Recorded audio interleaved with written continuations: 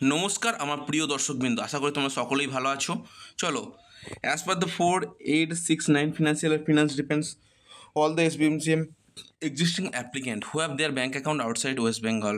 দেখো, আজকে তোমাদের সামনে কিছু গুরুত্বপূর্ণ কথা আমি উপস্থাপন করতে চাইছি, যেগুলো তোমাদের মন দিয়ে শোনাটা খুবই গুরুত্বপূর্ণ। ঠিক আছে, চলো শুরু করা যাক। প্রথমে বলি, দেখো, তোমরা এসবিএমসিএম স্কলারশিপ অর্থাৎ স্বামী বিবেকানন্দ স্কলারশিপটা পেতে চাইছো।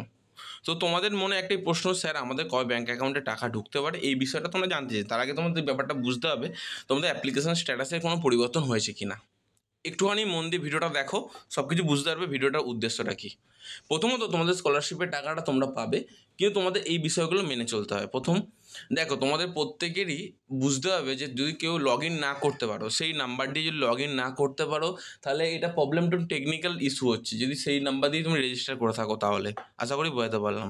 তো এই জায়গায় দাঁড়িয়ে তোমাদের কাছে একটাই আমি কথা বলতে চাই, যে প্রত্যেকটা স্টুডেন্টের উদ্দেশ্যে, যেটা আমার খুবই গুরুত্বপূর্ণ কথা, তোমরা সরকারের সকলেই টাকা পাবে, কেউ টাকা পাবে না এরকম কেউ থাকবে না, সকলেই টাকা পাবে। শুধুমাত্র টাইমটা একটুখানি লাগবে। কেন বলে দিচ্ছি, যে সমস্ত স্টুডেন্টদের শুধুমাত্র সাবমিট হয়ে পড়ে আছে এখনও পর্যন্ত, তাদের উদ্দেশ্যে একটা কথাই বলবো, কলেজ বা ইনস্টিটিউটে গিয়ে যোগাযোগ করো। যদি সেটা টেকনিক্যাল ফল্টের জন্য হয়ে থাকে, তাহলে তোমার কোনো চিন্তা করার কোনো বিষয় নেই। আর যদি টেকনিক্যাল ফল্টের জন্য না হয়ে থাকে, যদি সত্যি সত্যি সেটা হয়ে থাকে যে সাবমিটেড হয়ে পড়ে আছে, তাহলে তোমাকে ফার্স্টে ফরওয়ার্ড বাই এইচওয়াই করতে হবে। ফরওয়ার্ড বাই এইচওয়াই হয়ে যাওয়ার পর সেটাকে অ্যাপ্রুভ করাতে হবে। অ্যাপ্রুভ হয়ে যাওয়ার পর সেটাকে স্যাংশন করে দেওয়ার পর সেটাকে তোমাদের টাকা ব্যাঙ্ক অ্যাকাউন্টে ঢুকবে। এবার এই প্রসেসগুলো আমি তোমাকে বলে দিই, শোনো। যদি না জেনে থাকো শুনে নাও, তারপর আমি বলছি বাদবাকি কথা। ধরো স্যাংশন হয়ে গেল, কিন্তু তোমাদের টাকা ব্যাঙ্ক অ্যাকাউন্টে আসলো না। মেন 3 থেকে 4টে কারণ। প্রথমত ফান্ড অ্যাভেলেবেল ছিল না। জাস্ট ফর ফান্ড স্যাংশন করে দিয়েছে তোমাদের, যাতে তোমাদের টাকা দেওয়া হয়, ঠিক আছে। কিন্তু অলরেডি তোমাদের কিন্তু টাকা দেওয়ার ব্যবস্থা চলছে। টাকাটা তো পুরোপুরি আসেনি হাতে, সেই জন্য এরকম দেরি হচ্ছে, কিন্তু কোনো সমস্যা নেই সেটা। এরপর সবথেকে বড় সমস্যাটা যেটা আমি বুঝতে পারছি তোমাদের সামনে উপস্থাপিত হচ্ছে, যে স্যার আমাদের টাকার প্রয়োজন। তো স্যার আমাদের ব্যাঙ্ক অ্যাকাউন্টে কোনো রকম কোনো প্রবলেম নেই। দেখো, ব্যাঙ্ক যদি কোনো রকম কোনো সমস্যা না থাকে, অ্যাকাউন্ট নাম্বার, আইএফসি কোড বা অন্যান্য কিছু ঠিকঠাক সব ঠিকই থেকে থাকে, তাহলে তোমার টাকা পাওয়াটা তোমাদের যোগ্য। তোমরা বলতে চাইছো, একদম ঠিকই শুনেছো, টাকা তোমরা এমনিতে পেয়ে যাবে, সেটা নয়। কিন্তু প্রবলেমটা তো এই জায়গাতে এসে দাঁড়াচ্ছে। সেই প্রবলেমটা হচ্ছে, ধরো তোমরা টাকাটা পেলে, ঠিক আছে, কিন্তু দেখা গেল যে তোমার ব্যাঙ্ক অ্যাকাউন্টে কোনো সমস্যা নেই, কিন্তু কেওআইসি দিতে হবে। মানে আইএফসি কোড, অ্যাকাউন্ট নাম্বারে কোনো সমস্যা নেই, কিন্তু কেওআইসি দিতে হবে, অ্যাকাউন্টটা ব্লক হয়ে গেছে। তখন কি তোমার টাকা তুমি পাবে? তোমাকে রিফান্ড হয়ে যাবে। সেই কারণেই বলছি, এই বিষয়গুলো একটু খেয়াল রাখো। অ্যাকাউন্ট নাম্বারটা ফার্স্টে তোমরা কেওআইসি মেরে দাও। কেওআইসি করে দিয়ে তোমরা সম্পূর্ণরূপে একটা ব্যবস্থা করে নাও। কেওআইসি করে দেওয়ার পর সবথেকে বড় সমস্যাটা কী সমাধান হচ্ছে, দেখো, তোমাদের 50,000 টাকার উপরে তোমরা ব্যাঙ্ক অ্যাকাউন্টে রাখতে পারবে প্রথম। সেকেন্ড ব্যাপারটা হচ্ছে, কেওআইসি করে রাখার মাধ্যমে তোমার টাকা ব্যাঙ্ক অ্যাকাউন্টে সঠিক সময় ঢুকে যাবে। থার্ড, তোমাদের কোনো রকম কোনো প্রবলেম দেখা যাবে না, অর্থাৎ 50,000 টাকার বেশি তুমি রাখতেই পারবে অ্যাকাউন্টে, ঠিক আছে। এটাই 3টে প্রসিডিওর প্রথম। থার্ড প্রসিডিওর যেটা আমি বলতে চাইছি, তোমাদের প্রত্যেকটা ডকুমেন্ট যদি ঠিকঠাক করে আপলোড করা থাকে, তাহলে কোনো রকম প্রবলেম তো হওয়ার কথা নয়, আর প্রবলেম হবেও না। আর যদি না থাকে, তাহলে তোমাদের সমস্যা, এটা বড় সড় সমস্যা হতে চলেছে, তোমরা যেটা বুঝতে পারছো না। আশা করি ব্যাপারটা বোঝাতে পারলাম। এত কিছু ব্যাপারটা তোমরা যদি বুঝতে পেরে থাকো, তাহলে আরেকটা কথা আমি তোমাদের সামনে উপস্থাপন করতে চাইবো। যারা যারা টাকা পেতে চাইছে, দেখো, টাকা ফান্ড অ্যাভেলেবেল যখন তখন হয়ে যেতে পারে। ধরো ওই 25 তারিখ হতে পারে, 26 তারিখ হতে পারে, 27 তারিখ, 30 তারিখ হতে পারে, এরকম কোনো অফিসিয়াল নিউজ আপাতত নেই।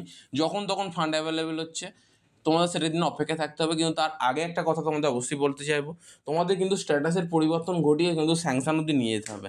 স্যাংশন অবধি যদি না নিয়ে যাওয়া হয়, তাহলে টাকা ব্যাঙ্ক অ্যাকাউন্টে ঢুকবে নাকি? অনেক স্টুডেন্ট এরকম আছে যাদের টেকনিক্যাল ফল্টের জন্য তাদের কিন্তু স্ট্যাটাসটা সম্পূর্ণরূপে শো করে না ঠিক মতো করে। অনেকের কী হচ্ছে, ফরওয়ার্ড বাই এইচওয়াই অনেক দিন ধরে পড়ে আছে, কিন্তু সেটা কিন্তু স্যাংশন হয়ে অলরেডি ব্যাঙ্ক অ্যাকাউন্টে টাকা ঢুকেছে, জানতে পারেনি। এরকম অনেক স্টুডেন্ট কিন্তু হয়ে থাকে তাদের ক্ষেত্রে। তো সেই ক্ষেত্রে স্যার আমরা কী করতে পারি, যে সেই ক্ষেত্রে তোমরা অফিসিয়াল একটা মেল করতে পারো, এখানে helpdesk.sbmcm-dw@gov.in। এখানে তোমার মেল করতে পারো, তোমার স্ট্যাটাসটা জানতে হতে পারো। সঙ্গে সঙ্গে তোমার স্ট্যাটাসটা বলে দেবে তারা, মানে কী প্রবলেম হয়েছে, কোথায় কী হয়েছে, মানে প্রবলেমটা A to Z তারা সলভ করে দেবে। এতক্ষণ পর্যন্ত যদি ভিডিওটা দেখে থাকো, একটা লাইক সাবস্ক্রাইব তো বানতে হয় ভাই। এরপর ধরো, দেখা যাচ্ছে যে তোমাদের কোনো সমস্যা হলো, যে টাকা পাচ্ছ না, প্রবলেম হচ্ছে, টাকাটা পেতে চাইছো, তো আমরা কী কী করতে পারি স্যার?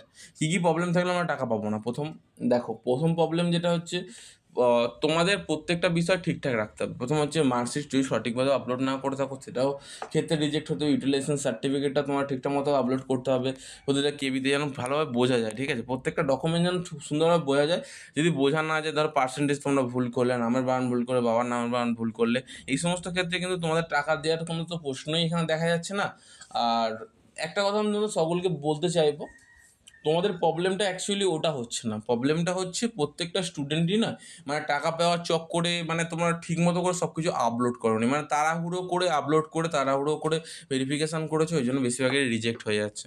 দেখো, রিজেক্ট হওয়ার কারণগুলোর মধ্যে সবথেকে গুরুত্বপূর্ণ কারণ হচ্ছে তোমার সঠিকভাবে আপলোড না করা। তাহলে এখন আমরা কি করতে পারি? SBMCM পোর্টালে তোমাদের যেতে হবে, আমি বলে দিচ্ছি শোনো কী করবে। প্রথম হচ্ছে তোমরা বিকাশ ভবনে যাবে। বিকাশ ভবনটা কীভাবে যাবে বলে দিচ্ছি, করুণাময়ী বুক ফেয়ার গ্রাউন্ডের পেছনে বিকাশ ভবন, ওখানে চলে যাবে। চলে গিয়ে ওখানে তোমাদের অবশ্যই তোমাদের প্রত্যেকটা বিষয় সম্পর্কে A to Z বলে দেবে, কোনো প্রবলেম হবে না তোমাদের, টাকা তোমাদের ব্যাঙ্ক অ্যাকাউন্টে ঢুকে যাবে। আশা করি বোঝাতে পারলাম, ঠিক আছে? ওখানে গিয়ে তোমাদের প্রত্যেকটা ডকুমেন্ট চেষ্টা করো যে জেরক্স করে নিয়ে যাওয়া, সেটা আপলোড করে দেওয়া, ঠিক আছে? ধন্যবাদ।